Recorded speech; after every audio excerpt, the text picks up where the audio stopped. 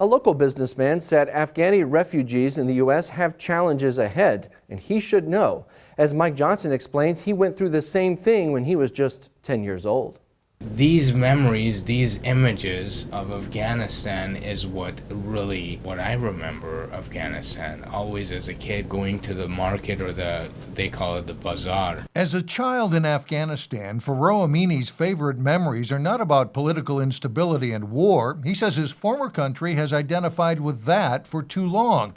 Amini remembers a beautiful mountainous country. You know, Afghanistan was a very progressive, progressive country, and it was a, you know, there was dancing, there was music, there was so much life there. Now a U.S. citizen, Amini and his family fled civil unrest during the first Taliban rule 20 years ago. First, they went to Pakistan and eventually to the U.S., where they were sponsored by his aunt who lived here already. This photo shows him on the plane at the age of 10, landing at JFK Airport in New York. When I look at it, and I look at it today, it's unfortunate that we are replaying the same thing once again with the Taliban's taking over like they did in the 90s. It's left many more thousands of refugees. More than 12,000 are being housed temporarily at Fort McCoy in Wisconsin.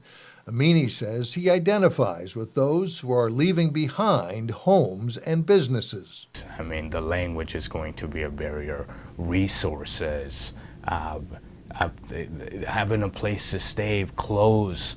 But again, the biggest hardship is going to be acclimating to this country. And having people there that can be welcoming. Amini manages the Best Western Plus Hotel in Blaine, and like many companies, he can't find enough staff these days and hopes employers will consider hiring the new refugees.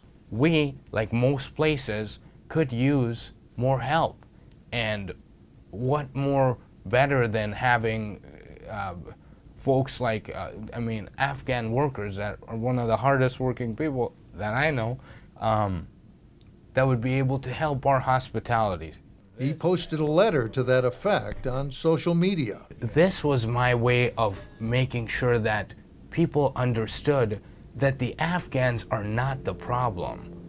They are just the civilians behind this all-out global war. Amini says he's grateful for all those who made his escape and new life possible.